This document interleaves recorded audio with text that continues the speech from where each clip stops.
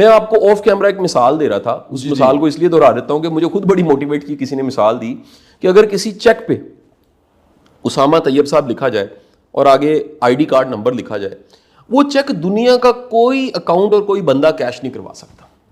लेकिन अगर आपके पास आ जाए तो वो क्या होगा, आप बैंक में जाएंगे, वो कैश हो जाएगा, कन्वर्ट हो जाएगा, उसी वक्त आपके बैंक की ट्रांजैक्शन में आ जाएगा जी कि ये पैसे जो थे। सर नसीब भी ऐसी है। वाह, ये नसीब जो है ना, ये हमारे नाम का लिखा हुआ नसीब है। ये दुनिया में किसी और का नसीब नहीं है। जो आपका नसीब है वो आपको मिल के रहना है। इस पे मुकम्मल कामिल यकीन कि ये आपको मिल के रहना है, ये आपको सुकून और इत्मीनान देता है। अब प्रॉब्लम क्या है, इसको जस्ट तसव्वुर में सोचिए कि यहां एक चेक है, बंदा अपना चेक देखने की बजाय साथ वाले का पढ़ रहा है, यहां से फ्रस्ट्रेशन पैदा हो रही है। अपना नसीब छोड़ के वो साथ वाले के नसीब को देख के वो कह रहा है जी मेरा कम है, इसका ज्यादा है।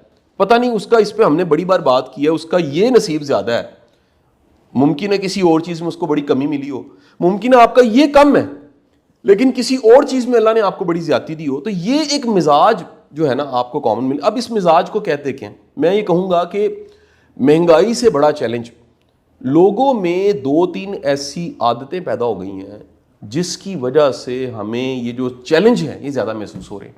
मैं ये कहूंगा कि जिस तरह मैग्नीफाइंग ग्लास मैग्नीफाई कर देता है, प्रॉब्लम को ज्यादा मैग्नीफाई करके बयान करता है, बिल्कुल इसी अंदाज में जो आज के सारे चैलेंज और प्रॉब्लम्स है ना वो जरा बड़े होके महसूस हो रहे हैं। पहली चीज क्या हुई है सर, नाशुक्रेपन की इंतहा है। नाशुक्रेपन की एक बड़ी निशानी नाजरीन मैं आपको बताता चलूं, वो ये है कि जो कुछ होता है वो महसूस ही नहीं होता। जो कुछ है आपके पास आप उसको महसूस नहीं कर रहे, वो नेमतें नहीं महसूस हो रही हैं आपको। जो नहीं है ना बस उसको आप काउंट करते रहते हैं। इंसानी दिमाग जो है ना सर, ये बड़ा कमाल का एक टूल है, एक बहुत बड़ा पुर्जा है, एक कमाल का कंप्यूटर है। ये जिस चीज पे फोकस करता है उसी को ही समझ रहा होता है कि वो है, बाकी तमाम चीजों को नजरअंदाज कर देता है। यानी ये टॉर्च की तरह कहा जाता है कि ये टॉर्च की तरह, अंधेरे में कहीं टॉर्च अगर आप ऑन करें तो वो जहां पर टॉर्च की लाइट जाती है सिर्फ वो दिखता है, बाकी नहीं दिख रहा होता। इंसानी माइंड भी जो कुछ नहीं है, महरूमिये कमियां, जब उनको देखता है तो सिर्फ उसको वही दिखती हैं। जो कुछ खैर है वो भी आपके नसीब की पोटली में पड़ी हुई है, वो नहीं दिखती। लिहाजा आपको नाशुक्रेपन की इंतहा मिलेगी। मैं बता दूं मेरा बचपन, और ये आप में से कई जिनकी एज 40s में होगी उन्होंने ये देखा होगा, हमारे घरों में, मैं middle class lower middle class की बात कर रहा हूँ, इलीट मुमकिन है वो भी इसको अपने अंदाज से सोच सकते हैं मेरी बात को। हमारे घरों में कॉमन जो लाइट जाती थी और सब्स्टिट्यूट लाइट होती थी सर, वो थी लालटेन। लाइट चली गई है तो लाइट चाहिए तो लालटेन ऑन कर लो। फिर 80s में कुछ आपके फैमिली मेंबर सऊदीया गए, गल्फ गए, कुछ पैसे कमा के, और साथ वो चार्जिंग वाली लाइट ले आए जी, एमरजेंसी लाइट आ गई जी, जो चार्ज हो जाती थी या फिर उसमें सेल डल जाते थे और वो आप लाइट जाती थी तो उसको ऑन कर लेते थे। ये यूपीएस, ये जनरेटर, ये सोलर, ये सर आज की पैदावार है जिसको हमने समझ लिया कि इसके बगैर जिंदगी नहीं गुजर सकती। या हमारे बड़े बूढ़े सोचें लाइट के बगैर भी, यानी बड़े ऐसे दोस्तों की दास्तानें हैं जो कहते हैं हमारे गांव में जब लाइट आई तो हमारी उम्र उस वक्त 17 साल थी, 18 साल थी, लाइट ही नहीं थी सर, और शाम को सारी दुनिया सो जाती थी। अच्छा, आज लाइट है, चीज़ें हैं, सब्स्टिट्यूट हैं, रोना बहुत ज़्यादा। और इस मुकाबले मुआजने ने, इस एंड्रॉयड फ़ोन ने, इस इंफॉर्मेशन के दौर ने क्या किया कि कैसा मुकाबला मुआजना पैदा किया है कि जिसके वसाइल नहीं है वो ख्वाब बड़ा देख लेता है। पहले वाले ख्वाब बड़ा नहीं देखते थे सर। एक पीएन नहीं सोचता था एसी लगवाना है, एक टी बॉय नहीं सोचता था एसी लगवाना है। मैं आपको गारंटी से कहता हूं कि इस इदारे में मिसाल लीजिए 50-60 लोग काम कर रहे हैं ना, उसमें से कंफर्म आपको बता रहा हूं 10 ऐसे लोगों ने एसी लगाया होगा जो अफोर्ड नहीं कर सकते, और रो भी रहे हैं। यार आप अफोर्ड नहीं कर सकते तो ना लगवाओ, अगर अफोर्ड कर सकते हो लगवा लो। और जो वसाइल होते हैं वो बराबर में नहीं होते सबके, वो हर दौर में, हर दुनिया के किसी जगह चले जाएं वो आपको मुख्तलिफ तरह के मिलेंगे। आपको किसी के पास ज़्यादा है, किसी के पास कम है। नाशुक्रापन बढ़ा है सर। दूसरी बहुत बड़ी बीमारी जो बढ़ी है ना उसामा साहब, वो खुद तरसी है। खुद तरसी का मतलब लगता है कि यार मेरे साथ नाइंसाफ़ी हो रही है। अच्छा भाई, आपकी जो कैपेसिटी है, जो आपकी कैपेबिलिटी है, जो आपकी सलाहियत है, जितने जोगे आप हैं उसके मुताबिक सब कुछ ठीक जा रहा है। हम एक डिस्कशन हमने किसी टाइम करनी है, हमारे यंगस्टर्स के बड़े बड़े चैलेंजेस में ये है कि वो नलायक और नखट्टू हैं।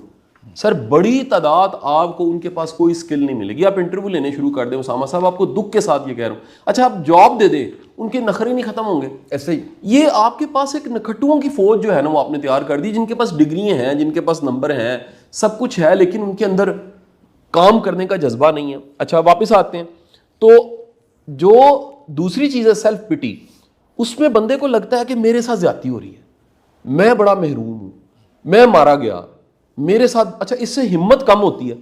जब भी आपकी हिम्मत कम होती है, इसकी छोटी सी आपको मैं मिसाल देता हूं, जो एक अरसे से हमने कई इससे मिलती जुलती मिसालें देखी कि एक दफ़ा मुझे याद है कि मैं गाड़ी इशारे पे थी, तो एक साहब थे जिनके दोनों बाजू नहीं थे, उन्होंने गले में वो रस्सी लटका के आगे टोकरी, उसमें पेन रखे हुए थे, तो वो मेरे पास आए, तो मैंने मदद के लिए पेन तो नहीं खरीदा, उनको 100 रुपया दिया। वो माइंड कर गए, उन्होंने कहा जी आपने पेन खरीदे निकाल लें, ये पैसे हैं टूटे, अपने बकाया पैसे इसमें से लें, पेन ले लें, मैं बेचता हूँ, मैं बेकारी नहीं हूँ, मदद नहीं लेता। क्या बात है सर। उसी इशारे पे अगले दिन मैं खड़ा था, हट्टा कट्टा बंदा आ गया, उसने कहा अल्लाह दिन आते दे। अब वो जो खुद तरसी है, खुद तरसी वाला शख्स कहता है कि सब मेरे पे तरस खाएं, खुद पे तो वो तरस खा रहा है, लेकिन वो कहता है मैं डिजर्व करता हूं कि मेरे पे तरस खाया जाए, मैं बड़ा महरूम हूं, मैं बड़ा मजलूम हूं, मेरे साथ बड़ी ज्यादती हुई हैं। ये एक सेल्फ पिटी की पूरी साइकोलॉजी है, जिससे बंदे की स्टीम लो हो जाती है, हिम्मत कम हो जाती है, ऐसा बंदा ना इनिशिएटिव लेता है, हालात की वो जो गर्दिश है उसमें फंस जाता है, कुएं का मेंढक बन जाता है, कुल्लू का बैल बन जाता है, और सारी जिंदगी वो रोना धोना उसका खत्म नहीं होता। तीसरी चीज जो बड़ी है सर, वो नाउमीदी है।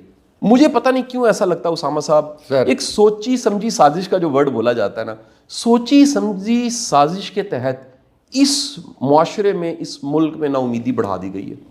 सर इतनी नाउमीदी बढ़ा दी गई है कि हर कोई बाहर जाना चाहता है, बिल्कुल इतनी नाउमीदी बढ़ा दी गई है। एक बात याद रखिएगा, जिस जो मुल्क होता है ना, जो डेवलप हो रहा होता है, उसमें अपॉर्चुनिटी ज्यादा होती हैं।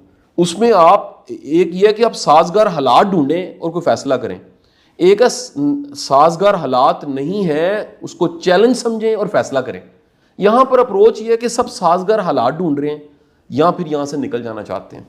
ये जो चैलेंज वाला सारा टाइम है, इसी में अपॉर्चुनिटीज हैं, इसी में डेवलप होना है, इसी में ग्रो करना है, इसी में सोसाइटी ने आगे जाना है।